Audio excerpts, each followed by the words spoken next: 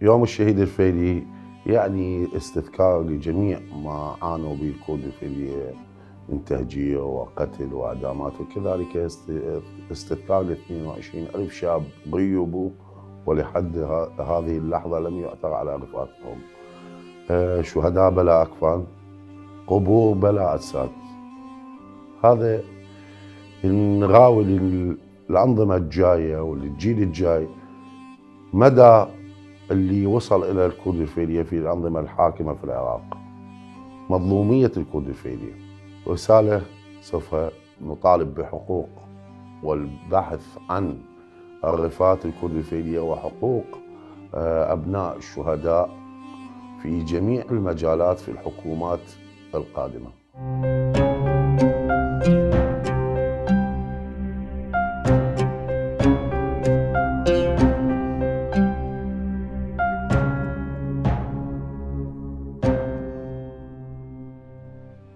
لا نريد أن تعاد الكرة مرة أخرى. نريد الكرد الفيلية يكونون عراقيين من الدرجة الأولى ويأخذون كل حقوقهم اللي لحد الآن لا تزال لم يأخذوها. راح نعمل حقيقة بعد تشكيل الحكومة على أن تشكيل لجنة للبحث عن رفات المغيبين.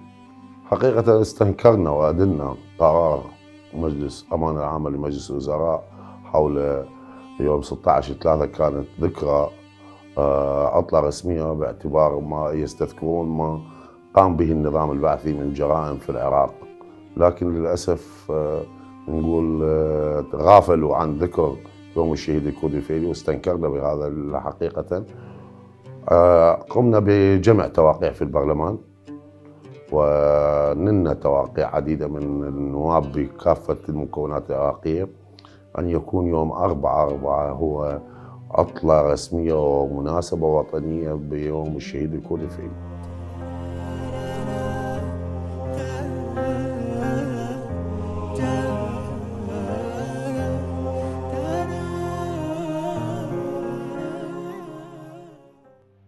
بداية أحب أوضح الكرد الفيلية ليسوا مسفرين مهجرين. المسفر هو الذي مو عراقي بالأصل. الكرد الفيلية هم أصل العراق، هم تاريخ العراق، جزء لا يتجزأ من الشعب العراقي. زين، فكلمة مسفرين يسفر من هو مو عراقي بالأصل، فإحنا عوائلنا هجرت. زين، عملنا على كثير من النقاط، من ضمنها عملنا الأساسي هو إلغاء أضابير الكرد الفيلية من شعبة الأجانب وخروجها وإعادة كل أضابير كل من على محافظته. هذا العمل مالتنا، هذا الشيء الأساسي عندنا. إضافة أن يكون للكرد الفيلية تمثيل حقيقي في المرحلة الجاية في الوزارات ودوائر الدولة، وهاي جاي نسعى عليها أيضا. أن يزداد عدد التمثيل في مجلس النواب للكرد الفيلية، لأن مقعد واحد لا يكفي للكرد الفيلية لما قدموه من تضحيات جسيمة خلال الأنظمة السابقة.